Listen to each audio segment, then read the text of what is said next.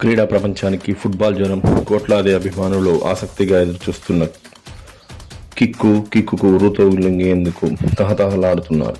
చిరుత లాంటి పరుగుతో అబ్బురపరిచే విన్యాసాలతో ఆటగాళ్లు గోల్స్ కొడుతూ ఉంటే చూసేందుకు వాళ్ళు కాస్తైనా నిరుత్సాహపడే అవకాశం లేదు. అపరిమితమైన వినోదానికి గ్యారంటీ ఇస్తూ రసవత్తర సమరాలకు విశ్వ సాకర్ సంబరం సిద్ధమైంది. నేటి నుంచే 2026 ఫీఫా ప్రపంచ కప్. 3 దేశాల్లో మొత్తం 16 నగరాల్లో ఫీఫా ప్రపంచ కప్నకు ఆతిథ్యం ఇస్తున్నాయి. Canada Toronto, Vancouver. Mexico Guadalajara, Mexico City, Montreal.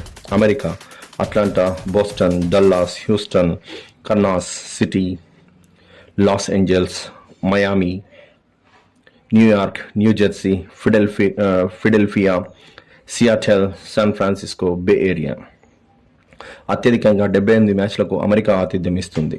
Canada, మెక్సికోలకు చెరో 13 మ్యాచ్లను కేటాయించారు. క్వార్టర్ ఫైనల్స్, సెమీఫైనల్స్, ఫైనల్స్కు అమెరికాలో జరుగుతున్నాయి.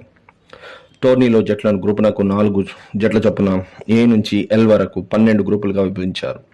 గ్రూపులో ప్రతి జట్టుకు మిగతా 3 జట్టుతో ఒక్కో మ్యాచ్ ఆడుతుంది.